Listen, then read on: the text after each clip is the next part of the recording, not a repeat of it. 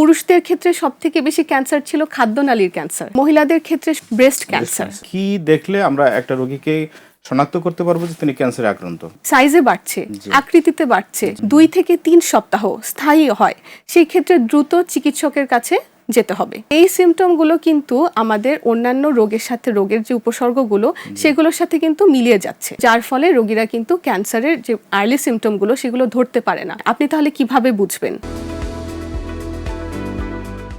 Doctor Cynthia Afrin, আমরা একটু জানতে চাই ক্যান্সার রোগটা কি, ক্যান্সারের লক্ষণ কি? অনেকে মনে করেন যে ব্যথা মানে হলো ক্যান্সারের লক্ষণ। আসলে কি ক্যান্সার হলে ব্যথা হয়? আমরা জানতে চাবো যে ক্যান্সারের প্রাথমিক লক্ষণগুলো কি এবং কি দেখলে আমরা একটা রোগীকে শনাক্ত করতে পারবো যে তিনি ক্যান্সারে আক্রান্ত।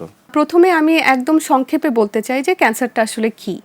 ক্যান্সার হচ্ছে শরীর আমাদের গঠিত কোষ দিয়ে, যে কোনো কোষে যদি কোনো জেনেটিক মিউটেশন বা কোনো জেনেটিক ম্যাটেরিয়ালগুলো যেগুলো আছে সেখানে যদি কোনো অস্বাভাবিকতা দেখা দেয়, তো যার পরবর্তী ফলাফল হিসেবে সেখানে কোনো অনিয়ন্ত্রিত বিভাজন শুরু হয়, কোষ বিভাজন, তো সেখান থেকে যে টিউমারটা তৈরি হয়, টিউমার বা যেটাকে আমরা চাকা বা পিণ্ড বলে থাকি, এবং সেই পিণ্ডটি যদি চারিদিকে ছড়িয়ে যাওয়ার তার প্রবণতা থাকে, তখন আমরা সেটিকে ক্যান্সার বলে থাকি। তো আমাদের সাধারণ রোগের যে উপসর্গগুলো থাকে সেগুলোই কিন্তু আসলে ক্যান্সারের আর্লি সিমটম। কিন্তু আমাদের সাধারণ মানুষরা যেটা ভুল করে থাকে, তারা এই সিমটমগুলো যখন শরীরে দেখা দেয় তারা এগুলোকে সাধারণ রোগ মনে করে অবহেলা করে। তো এই ক্ষেত্রে আমাদের কি করণীয়? আমাদেরকে জানতে হবে যে কিছু বিশেষ উপসর্গ কিংবা যে কোনো উপসর্গ যদি কোনো রোগীর 2 থেকে 3 সপ্তাহ স্থায়ী হয়, সেই ক্ষেত্রে দ্রুত চিকিৎসকের কাছে যেতে হবে। এবং সেই ক্ষেত্রে আমাদের যে সিমটমগুলো সব থেকে বেশি কমন ক্যান্সারের ক্ষেত্রে আর্লি সিমটম, যেমন রোগী ডায়েট করছে না বা তার কোনো অসুখ হয়নি কিন্তু তার ওজন হ্রাস পাচ্ছে। ডায়েট করছে না মানে ক্ষুধা কমে যাচ্ছে? ক্ষুধা কমে যাচ্ছে না, কিন্তু সে খাওয়া দাওয়া করছে ঠিক মতো এবং তার সে কোনো ওজন কমানোর কোনো আর কি পদ্ধতি নেয়নি, কিন্তু তারপরেও তার ওজনটা কমে যাচ্ছে এবং দেখা যায় যে বিগত 6 মাসের মধ্যে তার যতটুকু বডি ওয়েট তার মধ্যে 10% কমে গিয়েছে, কোনো কারণ ছাড়া। তো এটা একটি আর্লি সিমটম।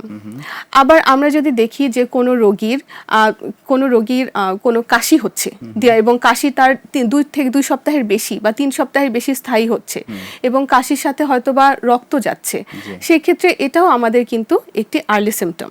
এছাড়া ধরেন যে আমাদের যে পায়খানা প্রস্রাব করার যেটা নিয়ম, সেখানে যদি যে কোনো পরিবর্তন আসে, যেমন একবার ডায়রিয়া হচ্ছে, একবার কোষ্ঠকাঠিন্য হচ্ছে, বা অনেক দিন ধরে ডায়রিয়া হয়ে যাচ্ছে, অনেক দিন ধরে কোষ্ঠকাঠিন্যর সমস্যায় একজন রোগী ভুগছেন, অবশ্যই 2 থেকে 3 সপ্তাহ পার হলে সে ব্যাপারে আমাদের সতর্ক হতে হবে।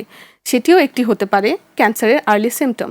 তো এই সিমটমগুলো কিন্তু আমাদের অন্যান্য রোগের সাথে, রোগের যে উপসর্গগুলো সেগুলোর সাথে কিন্তু মিলিয়ে যাচ্ছে, তো যার ফলে রোগীরা কিন্তু ক্যান্সারের যে আর্লি সিমটমগুলো সেগুলো ধরতে পারে না। সেই ক্ষেত্রে অবশ্যই তাদের সচেতন হতে হবে যে কোনো উপসর্গ তাদের শরীরে যদি 2 থেকে 3 সপ্তাহের বেশি হয় তাহলে সে অবশ্যই একজন চিকিৎসকের সাথে পরামর্শ করবে। কোন ধরনের ক্যান্সারে বাংলাদেশের মানুষ বেশি আক্রান্ত হচ্ছে?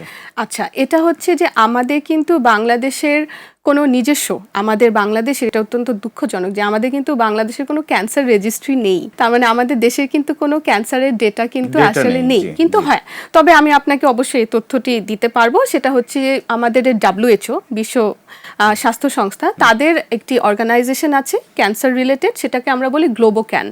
এই গ্লোবোক্যান লাস্ট 2022-তে একটা রিপোর্ট সাবমিট করেছিল, যেখানে দেখা গিয়েছে যে বাংলাদেশে পুরুষ এবং নারী, আমি যদি ভাগ করে বলি, যে পুরুষদের ক্ষেত্রে সব থেকে বেশি ক্যান্সার ছিল খাদ্যনালীর ক্যান্সার এবং মহিলাদের ক্ষেত্রে ব্রেস্ট ক্যান্সার।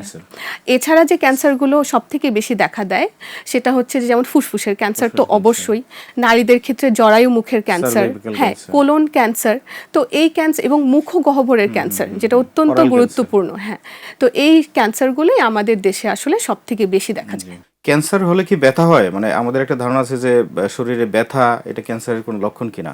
একটি অত্যন্ত কমন একটা প্রশ্ন, এবং রোগীদের মধ্যে একটা প্রবণতা থাকে যে ব্যথা না হলে টিউমারটা কোনো ক্ষতিকর টিউমার না। কিন্তু সব থেকে ভয়ঙ্কর ব্যাপার যেটা, যে ক্যান্সারের যে টিউমারগুলো শুরুর দিকে এগুলাতে কিন্তু কোনো ব্যথা থাকে না। ব্যথাহীন টিউমার অথবা বিনাইল বোধহয় বলে নাকি? না, বিনাইন, আচ্ছা, আমি একটু বলি নেই যে বিনাইন যেহেতু কথাটা আপনি বললেন, আসলে টিউমার শব্দটা হচ্ছে একটা ব্রড টার্ম। কেন? টিউমার আসলে বিনাইন, আপনি যেটা বললেন বিনাইন অর্থাৎ ক্যান্সার না, নিরীহ, হ্যাঁ নিরীহ টিউমার। এবং যেই টিউমার ম্যালিগনেন্ট যেটা হচ্ছে ক্যান্সার, এক্স্যাক্টলি।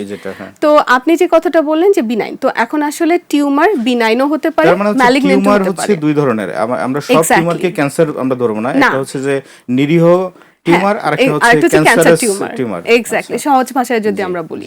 এবং দুই ক্ষেত্রেই দেখা যায় যে নিরীহ টিউমারের ক্ষেত্রেও ব্যথা হয় না, এবং যেটা ক্যান্সারের টিউমার শুরুর দিকে আসলেই কোনো ব্যথা হয় না। তবে হ্যাঁ, আপনি তাহলে কিভাবে বুঝবেন যে এটা বিনাইন নাকি ম্যালিগন্যান্ট?